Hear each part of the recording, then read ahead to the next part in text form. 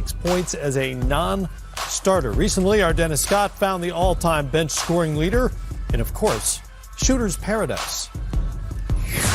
What's up, NBA fans? It's your boy 3D. I'm back for another edition of Shooter's Paradise. We're going to go a little bit deeper. We're going to talk about scoring on so many levels.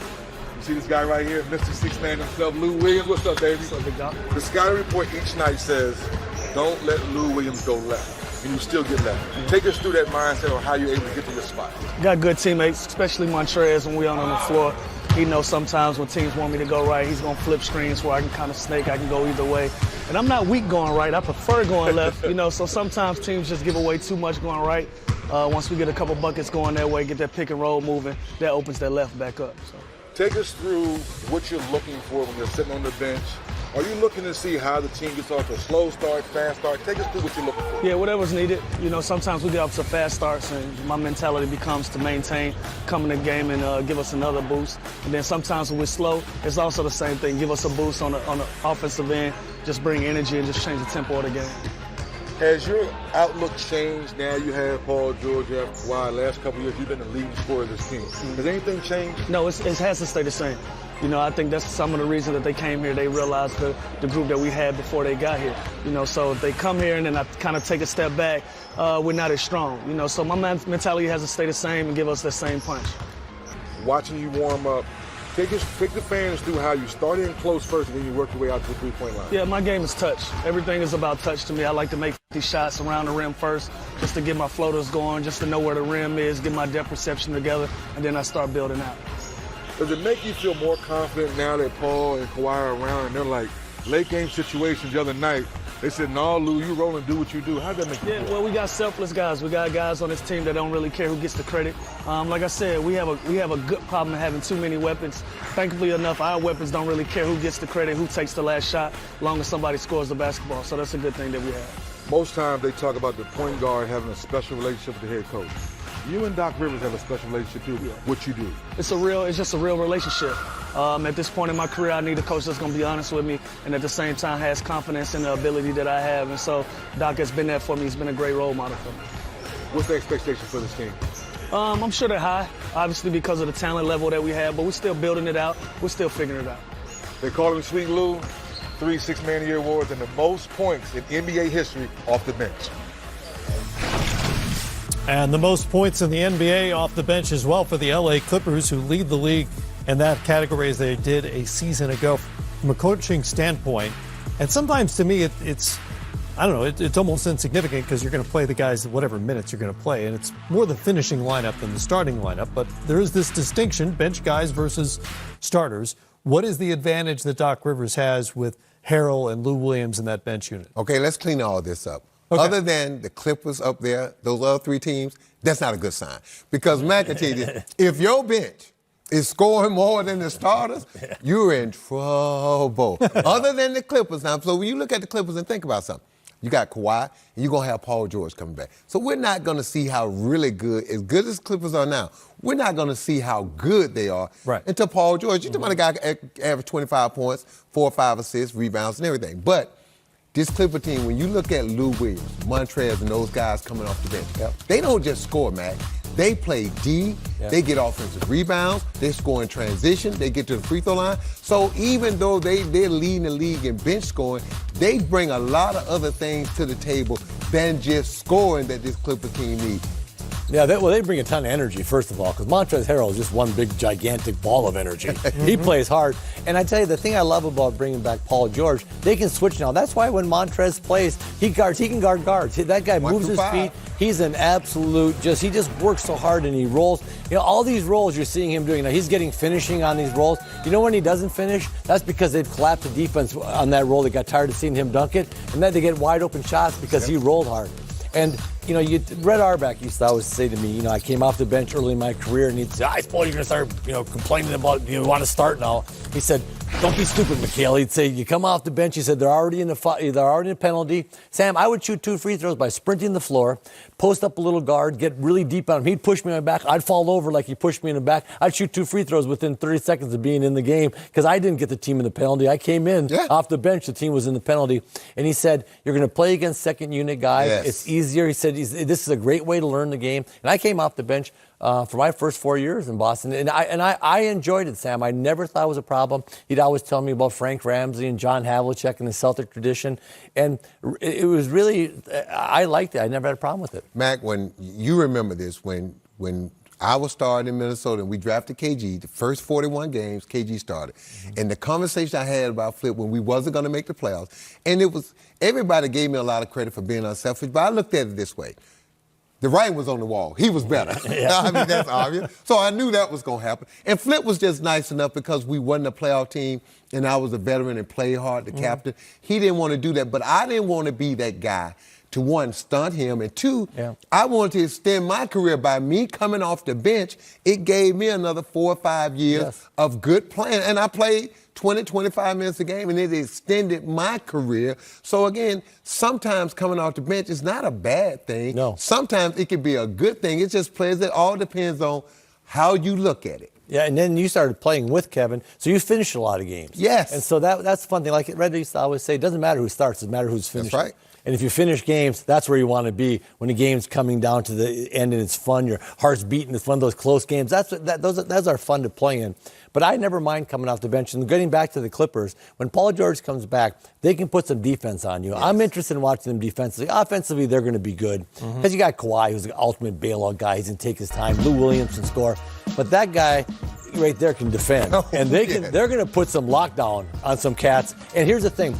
I always said that if Doc Rivers never once mentioned defense, they'd still be a good defensive team because those guys, exactly, good players. That's who they are. And they take pride, individual pride in it. And I know this is not game action or game speed, but Paul George looking awfully comfortable shooting the ball at least. Reportedly was playing 3-on-3 this week. There's no official update on when he might come back, but it seems like it's going to happen relatively soon.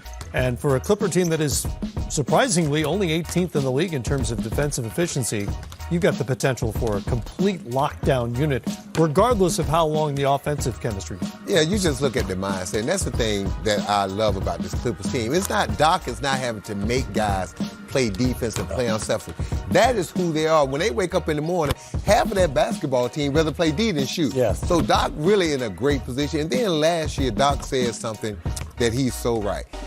The players allow me to coach. That means I don't have to tiptoe around them. I don't have to worry about what I say to certain guys or their feelings. I can just come in and take guys out who playing bad. And Kevin, you know this. The guys who are allowed to coach without all the other stuff that comes with coaching basketball teams, those are the guys' teams that are most successful because now you can coach. Now you're not managing. When you're managing, you're not coaching. No question. You're talking about guys. Pat Beverly, who I coached in Houston. I tell you now, he wakes up in the morning thinking about D and Yup. Man. And I tell you what, and he's not afraid to. As a matter of fact, you'd have to calm him down and say, look, Pat, you can play that crazy in the fourth quarter, but you're going to be fouled out by the second quarter if you keep playing like that. But he got out there, and he's never afraid to take the challenge. He would say, Coach, I want that guy. I want this guy. He would take the toughest team, and those guys instill confidence. And when your guy comes in, your little pit bull says, "Let me have him." That's right. You say, "All right, go ahead." Okay. Exactly. You know what? And that does something. So again, it starts at the perimeter spot. If you have good perimeter defense players, you're not getting broken down all the time. If there's guys coming to the rim all the time and you're a big guy, I'm sitting by the coach because I'm in foul trouble because you just can't. You can only take so many. Over. Exactly. And so it starts with those guys. And again, I'm interested in seeing this team. They're going to do some load management. I'm sure when Paul George comes back, there's some stuff that kind of drives me crazy. They already set out a game last week. I know. Yeah. And it drives me nuts. But anyway, I'm interested in seeing this team the last month of the season when they're gearing up for the playoffs, the defense that they're going to put on you because they can really, really lock down. It'll be fun. I'm looking at teams that can beat these guys in a 7-game series, and I'm still looking for one of those. Yeah. They'll play a team tonight that's Philadelphia.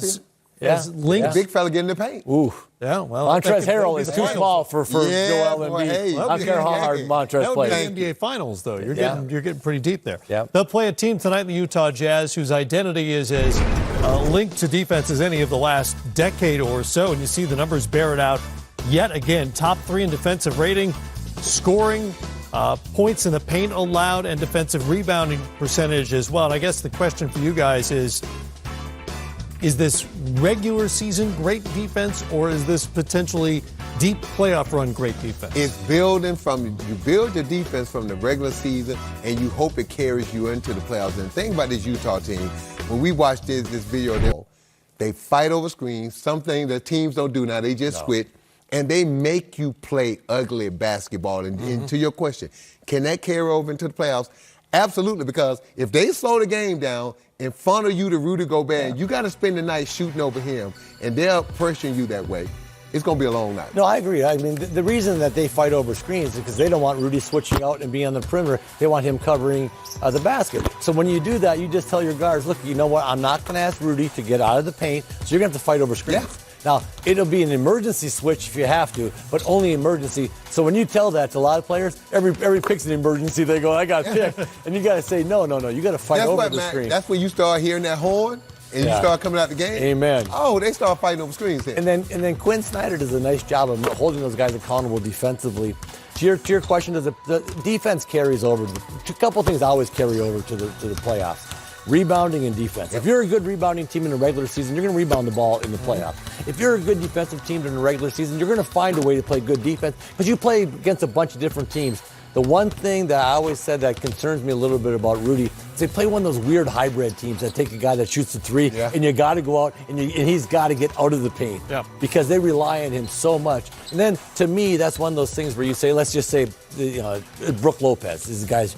At me, I'm saying, well, I tell you what, then Brook Lopez, they have to beat us because I'm going to keep Rudy in the paint. Yeah. And if Brook Lopez goes 8 for 19 from the three-point line, well, I'll shake his hand. Well, even last week we saw Gobert have to leave his comfort zone a little bit on Anthony Davis against the Lakers. Yeah, a little bit, but still, again, if I'm going to lose against Anthony Davis, it's going to be on jump shots. It's sure as hell ain't being him, looking in the rim and dunking it. I tell you what. So they have a good, solid defensive team, but they have an identity. And the players all understand that Rudy's going to block shots for him, so they keep him in the paint, and that's why they fight over screens, because you know what? They know the big fella's back there to cover their back, and they're trying to make it easier on them. Every time Bogdanovich fights over a screen, it takes Rudy off the hook of having to have an emergency switch. Yeah. Quickly, offensively, because they got deeper offensively with Bogdanovich and obviously Mike Conley coming over, how much greater is their margin for error on that end of the floor? Because that was really the thing that has stopped them the last few years, just their inability to generate offense beyond Donovan Mitchell making crazy cut to the basket.